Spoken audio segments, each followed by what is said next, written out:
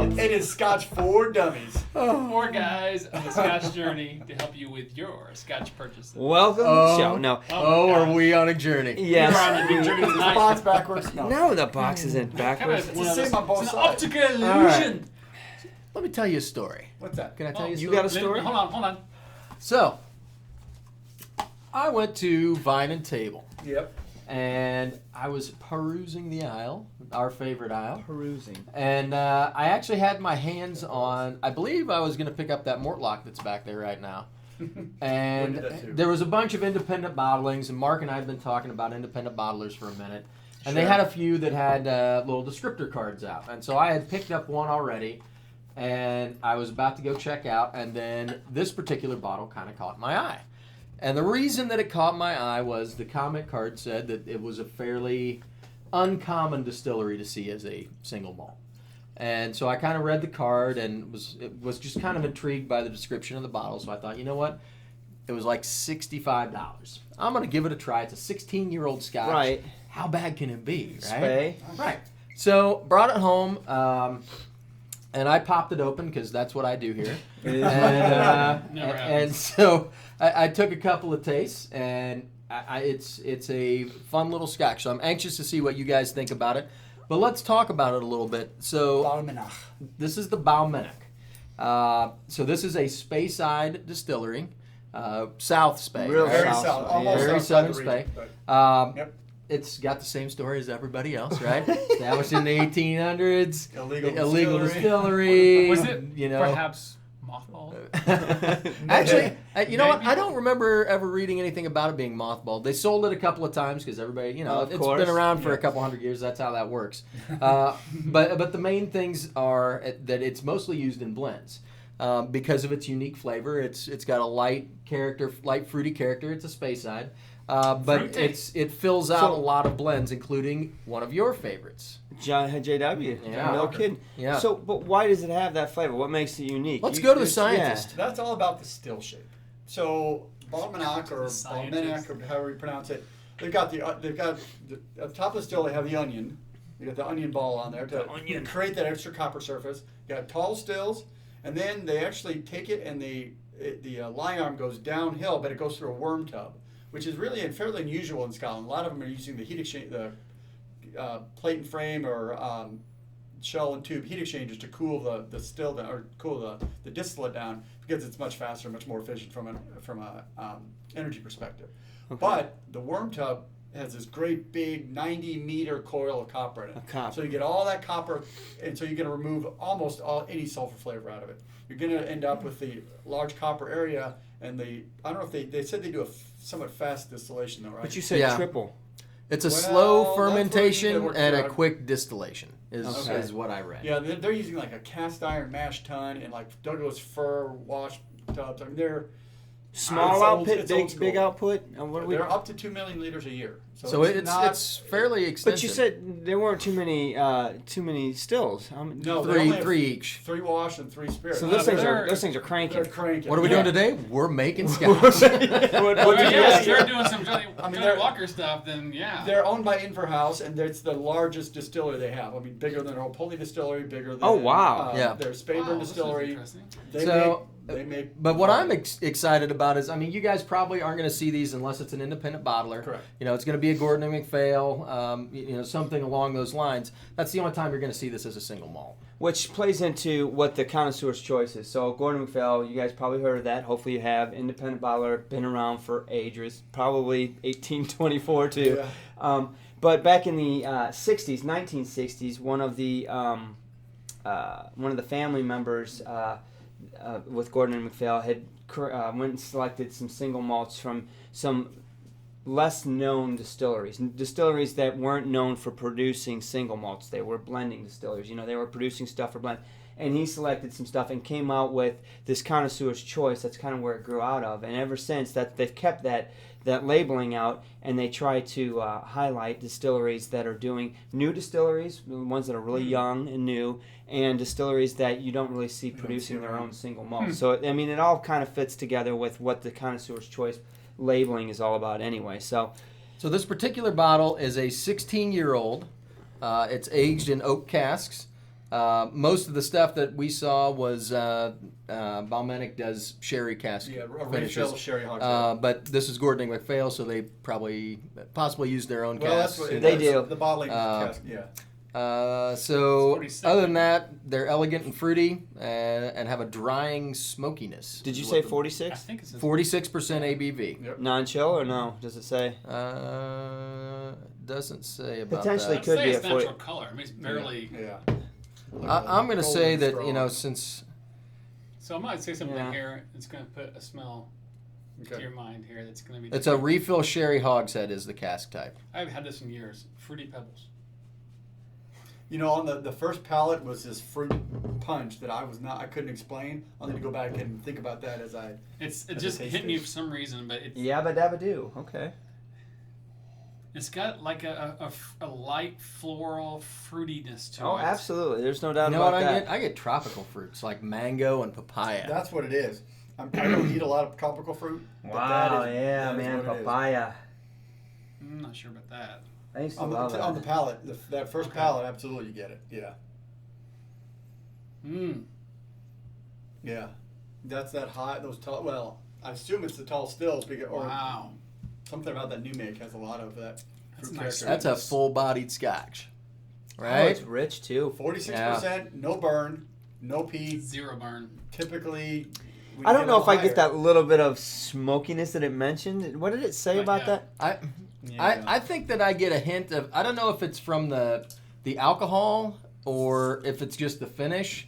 I don't know if I would call it smokiness, but there's some kind of a Yeah, so drying something on the smokiness. finish that I'm is. getting like honey on the finish, like a fresh honey. Well, I Fresh out get of the the hive. sweet too, but it's also got some other kind of a, I guess for lack of a better descriptor, smoky quality to it. I think that finish is what I'm getting the smoke to. It's like just a hint of it at the end there. But man, that nose is awesome. It's great. The palate was really full. I mean, it was kind of like a punch in the mouth. Like, wow, where did all that come from? I did not expect the palate to be that explosive. Yeah, There's a it's lot got going a lot on. going on.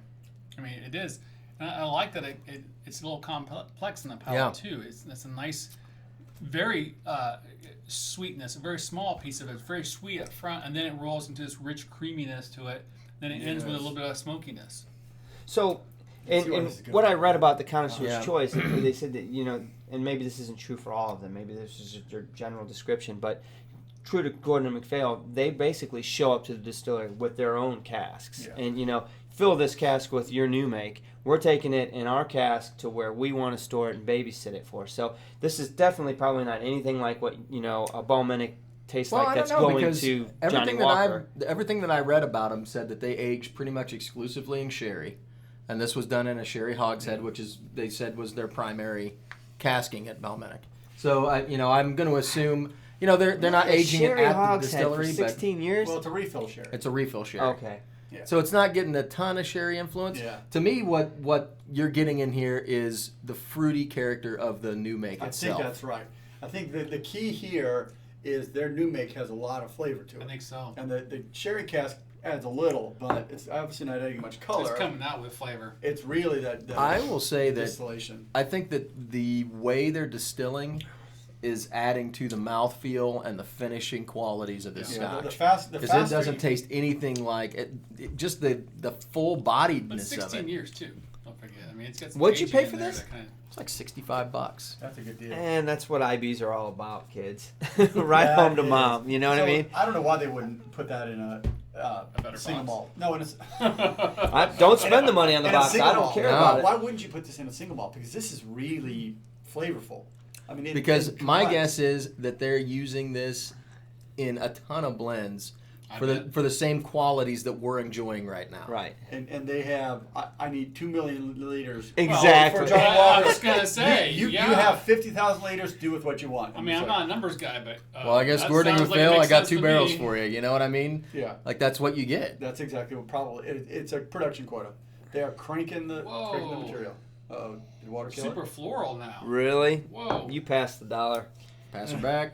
I was just gonna say that the nose is kind of like tame, but now all of a sudden, I'm not gonna put a ton on, but No, I don't think it needs a Yeah, I ton. shouldn't have put as much on there as I did.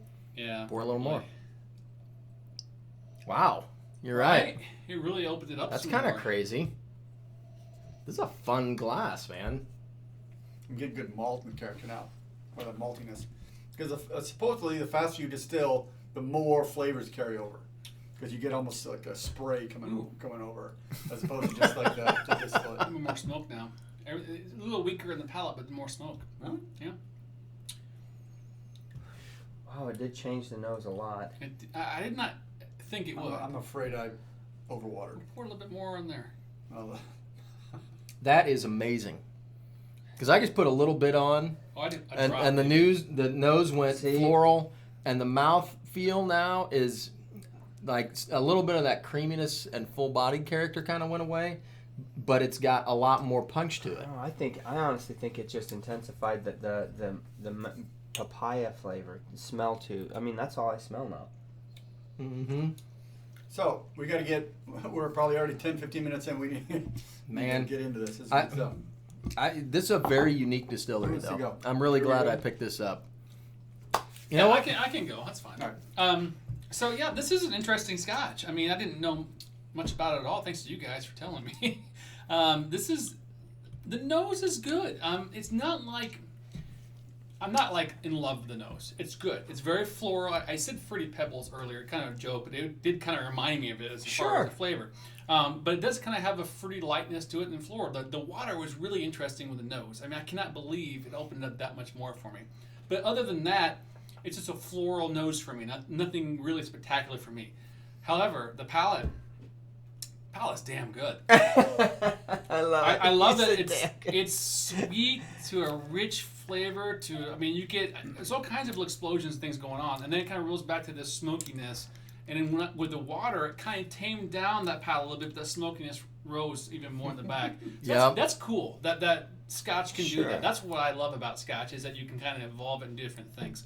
So for that fact alone, the fact that the price is right, holy crap! For a 16 year, guys, this is every bit of a 3.5. I mean, just because of all of that. I mean, Oh boy, it's going up. well, I mean, the nose isn't great, but you can't beat the value and the palate. Yep. Yeah. Well, can I'm I not just gonna say, argue with before you. we started recording, you said, all I got on my bar at home is Isla's. I need something a little more fruity. I think you just found a bottle you need to go If there's for. anything I'm left. Yeah. You know what? So when I actually picked up this bottle, the one thing that brought me to it was the description of it. I mean, just the fruity floralness of it sounded interesting, full-bodied character, but also the thing that you just said, 16-year Scotch for $65. How am I going to pass that up? How bad can that worth be, a shot. right? Unheard of. Yeah. And the thing that I had in my mind was, if they're using it for blends all the time, it can't be bad, right? No, it's not They're gonna be using it off-putting. for a reason, and it's not the base spirit, it's not the grain. They're Right. using it to add to that, and Right. it's got to be fairly flavorful. So I enjoyed the nose. I really liked the tropical fruit that came through on it. The mango and papaya were great.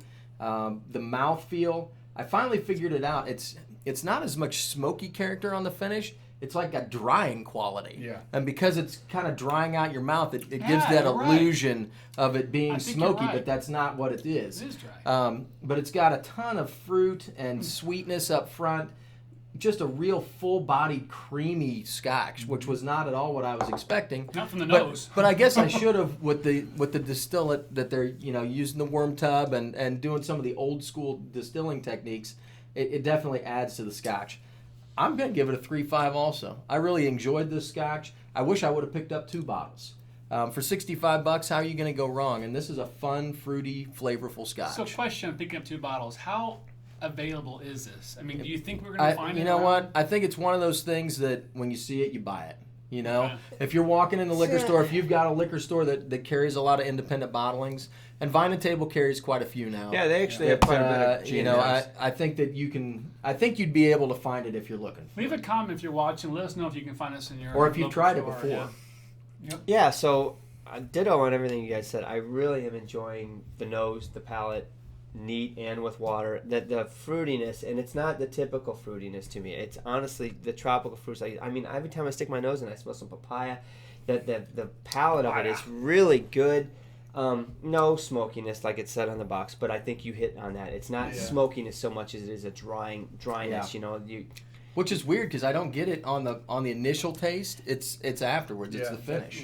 Finish. To me, it's really enjoyable, and it's a different Scotch. It's completely different than anything. It's unique, and I really like that. So it's unique, which is a plus for me, and it's a unique that's good. It's a good unique. I was just going to tell you. So, It's a good unique. Right, so it's double plus. So I got to agree with you guys. It is a 3.5. I mean, I didn't expect to say that because I've never touched a Balmenach. Until I saw it on the shelf, I'd never even heard But I of it. have to say, guys, this is what IBs are all about. is. Yes, you can strike out with an independent Sure. bottler, but I'm telling you, there are so many just gems that are hidden, and I'm glad you got to take a chance. And you know every now what? and When again. you do Diamond in the strike rough. out with one, you've paid a third of what you would pay for Exactly. a single malt from So, the distillery. man, Yep. hats off to Gordon Macphail for pulling a Balmenach 16-year-old for that price. Let's hear what this guy's got to say. Yes, for all of that. Now, one thing I will talk through that's different is the balance in this. So, one of the things I learned when tasting Scotch with Dennis from Vine and Table is to look for the balance. How well do the flavors balance off each other? Do they play together well? Those kind of things. And this does a pretty good job of that. The flavors don't fight each other. You're not having like one flavor overpowering. It kind of rolls into multiple flavors. So I'm not going to go as a 3.5 on this. I'm going to go with 3.0 because the flavors are subtle. You do need to have a little bit of an experienced palate to be able to pull some of those flavors out, but it balances really well. It's a well done Scotch. I would have this on my bar for sure. I would share this with people because it is a very approachable Scotch. So definitely a strong 3 for me. I like the fact that it's kind of a story too. It's like, I know all these guys. What's that? Who the heck's that? Right. What's that? I like the fact that you it that. offers a uniqueness to if you come to a bar and this, and this is going to give you something different than all of that. Yeah, I'm not gonna lie. I've gone to some whiskey bars before, and I obviously I know what I'm looking for most of these flavor or distilleries. I'm like, yeah. But if I saw this, I'd be like, Exactly. I'm not sure I'm gonna risk it. I would totally Go. buy it now. Yeah. Right. Yeah. So, Well, all right. awesome, man. So where we 3.5, at? 3.5, 3.5, Not bad 3.0. for like $65, Yeah. right? Oh, that's a good. It is. This is one. If you see this, put it on your bar. Absolutely. All right, Good guys. stuff, man. We are live every Thursday. Please hit the like button, subscribe if you're watching, because I know some of you aren't watching or subscribe. Please subscribe. Yeah, Come we'll on. keep it on buzz. Thursdays. It's Come not on gonna hurt Thursdays you. and we'll talk You about can it. ignore it. Yeah. If you don't like the Scotch we review, you can ignore that one. But watch the rest of them. All right, guys. Thanks for tuning Hey, in. Launch cheers, it. See ya. Slancha.